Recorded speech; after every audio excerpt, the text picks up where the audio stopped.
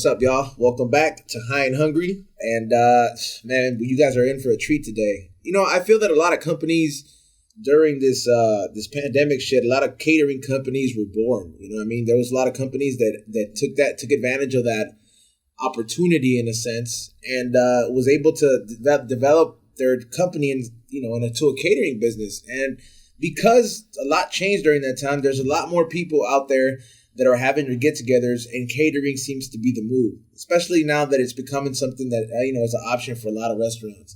And some of you guys might have seen the Dr. Green Thumb podcast interview with George Lopez. I've been in the smoke box as well, too, in the back. I was in the back. Yeah, what is it?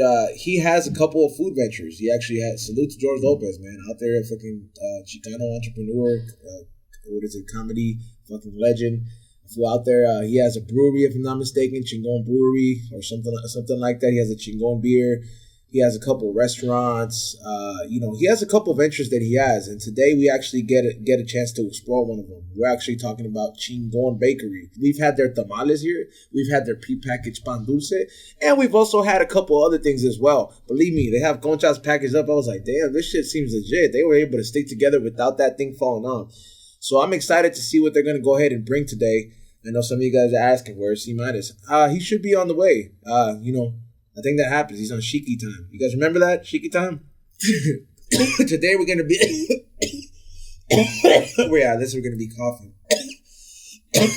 No, I'm going to be coughing. However, though, to tell you a little bit about Chingon Bakery, they're based out of Oxnard, which is it's pretty far as fuck from here, which is dope. They're going to be able to cater.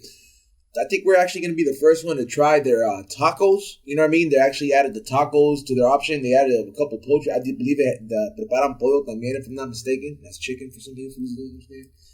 But yeah, make sure you guys check them out at Chingon Bakery. And like I said, they're a company that's teamed up with George Lopez.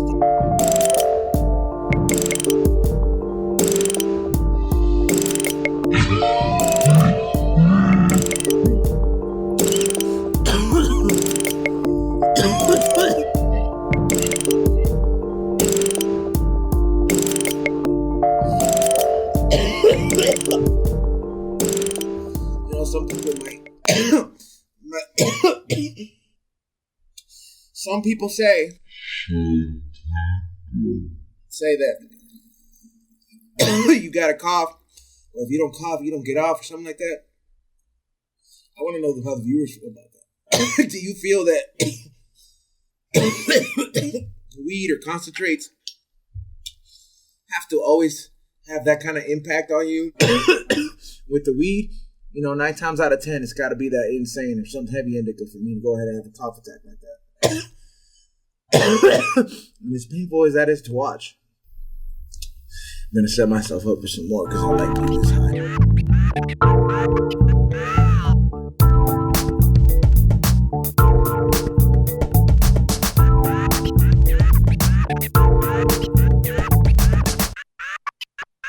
All right, so we're back and, Chingon, what do you guys? I'm going to say Chingon's Kitchen. You know what I mean? George Lopez Chingon's Kitchen is exactly what we're getting down with today.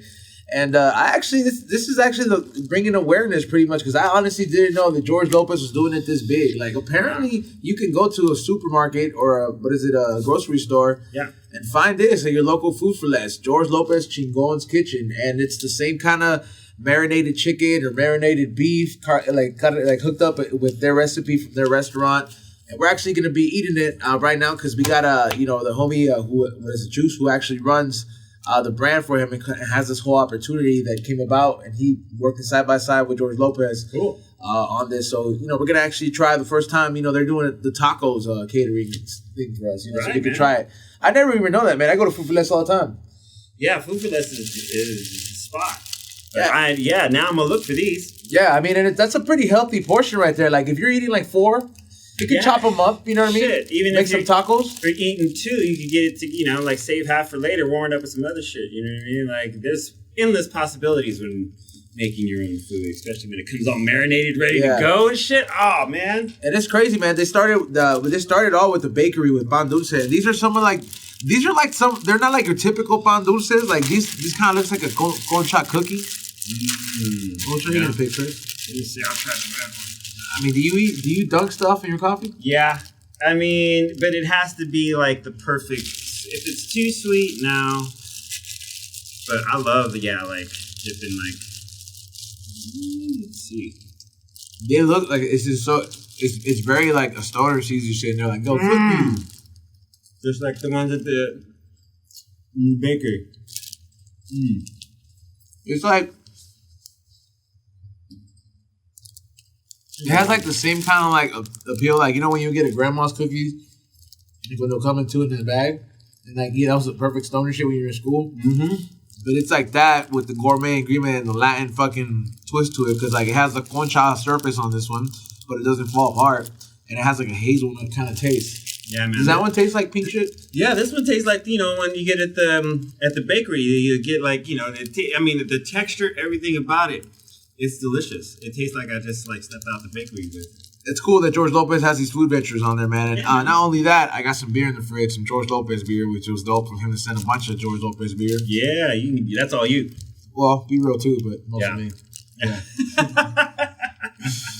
Yeah. However, though, go get your George Lopez Chingon Kitchen. Get at your local Food for Less and other stores that are affiliated like that. Make sure you check it out, man. Go support George Lopez. This is dope that he's tapping in, because what else? I mean, bro, what else do Latinos do that's so consistent like that? Fucking carne asadas. Oh yeah, cooking. Yeah, shit, cooking. Just shit. We get down in the kitchen. You know what I mean? Like, food is definitely the way. I'm always down for food. But like any occasion, we just have a carne asada. Yeah, done right. Just check it out.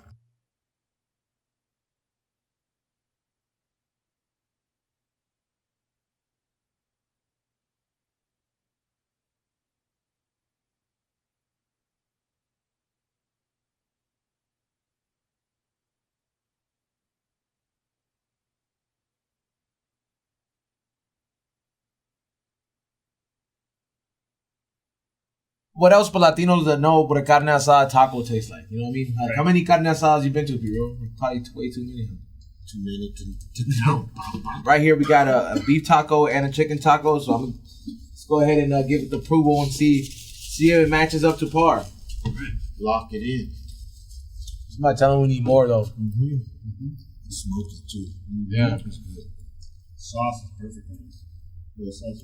It has something. It has an asada mixture, like, because I feel like a lot of asada just marinated with a lot of lemon, and sometimes you can taste that a lot. It's either orange juice or lemon. Sometimes.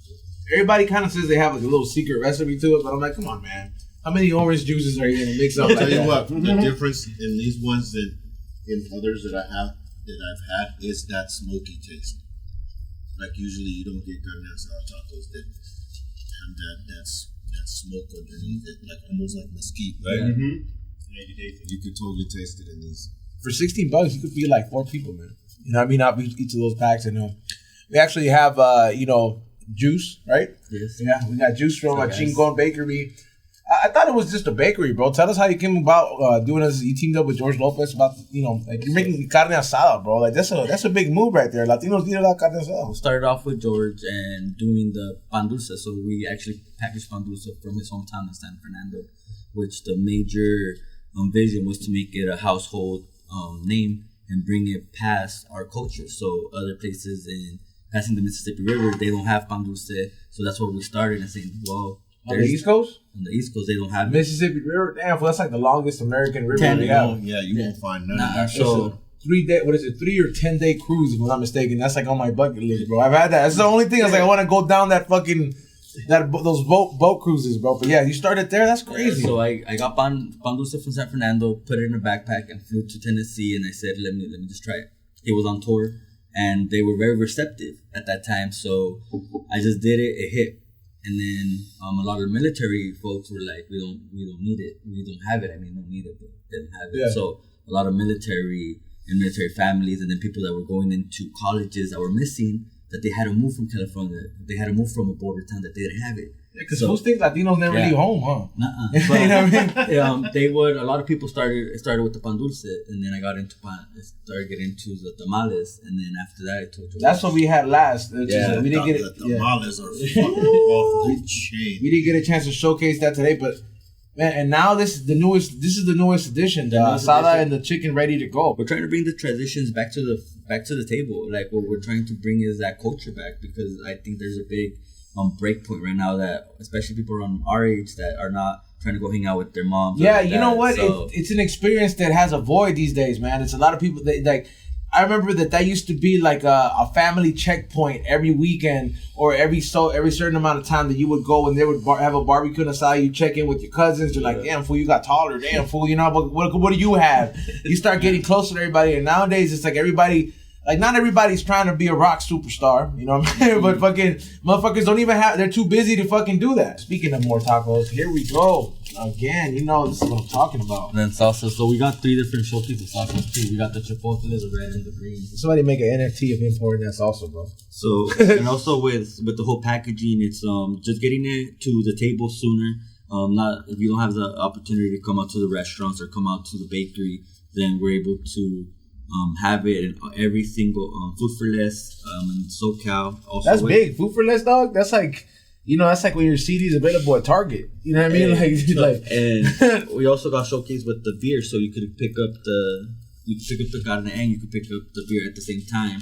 And then we're gonna be trying to work into having our bread also incorporated in those stores. So we're just trying to make it a package, especially with COVID.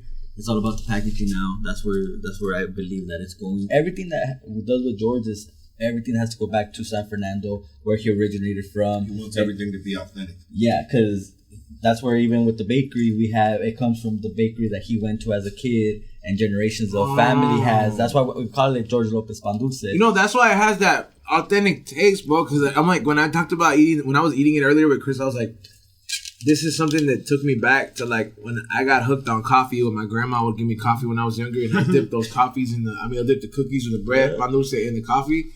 It just took me back, and I was like, yo, this is some shit I want to dip in café de olla. And I don't really be drinking café de olla like that. And that's what we offer. We offer café. We try to offer that nostalgic taste, like you're remembering of a loved one, or it brings you back because when whether it's alcohol, whether it's the tacos or the pan dulce, there's always a memory that you have with the loved one of some type, something. So we're just trying to incorporate that whole family. Comfort food. Yeah, you pick up the pan dulce in the morning for grandma, grandpa, and then you could barbecue later on with the carne asada, catch up, and that's what people are not doing no more. They're not catching up with each other. They're too busy in this thing called life. I used to go to church, bro. No, just to go get some bread, dog. Like, for real, dog. I used to fucking put myself like through that. That Was the reason you? That's the reason. That's the only reason I aspired to have a watch when I was younger, so I could tell the time. I was like, all right, 10 more minutes, dog. 10 more minutes, and we get sweet bread at church. Yeah. Oh man, we got more. Yeah, bring them on. Is it becoming available at at all these supermarket chains? Like, you gonna go to Vallarta? Are you available there yet? Not yet, but we're moving on to also getting on to the bigger stores. So yeah. Food for Less was Southern California, which that's because I could see this going around to be in Vallarta, Ralph's. You don't have the time to go to the stand in the carniceria and make that 20-minute line before, Memorial Day weekend or the 4th of July. Maybe when you go show up and I know you fools that do carne asadas are drinking nasty ass, but like, I was like, but pick up some George Lopez beer. And get the George Lopez carne asada and chicken ready to go. And you don't gotta wait no line. You could do self-checkout for all you antisocial fuckers. Make sure you guys get it available, like I said, right now at Food for Less. Foodforless.com. They'll drop it off to your home now. So that's how everything is accessible to your home now. Either on Food for Less, or we're also going to be carrying on ChingonBakery.com. So be on the lookout for the newest addition to the family, which is going to be the carne asada and Chingon. Congratulations, brother. Yeah, thank you. Congrats. Delicious. Next time there's no catering or something like that, and then I'm just fucking hit up Juice and be like, hey man, can you believe these fools gave sandwiches to B-Rolls in the green room? I'll be like, who the fuck said that you wanted sandwiches? I'll pull up with the grill again. Like, give me 10 minutes, bro. We got this. Yeah, so make sure you guys check them out. What's the Instagram, brother? We're on Chingon Bakery at all platforms, Twitter, Facebook, and Instagram, and then also ChingonBakery.com. Chris, how do you feel? I feel pretty full, man. It's good. I'm a huge fan of both the carne asada and the chicken. It's good. Yeah, definitely. Everybody stopped eating tacos. You got full too? No.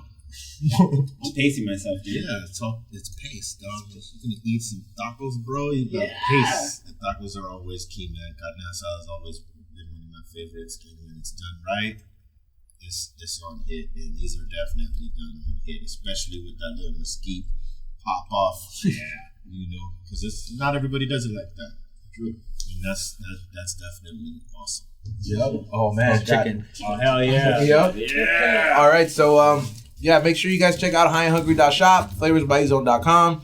Follow us at High and Hungry TV. Hit that thumbs up and subscribe. And also, if you go out and pick this up, tag us at High and Hungry TV or BREALTV. I'll repost it. I like to see how creative you guys can get, especially some of you insane asylum motherfuckers or the High and Hungry fans out there. You guys get creative as fuck. Thank you once again, Juice. And I'm gonna keep eating tacos, bro, because these are really good.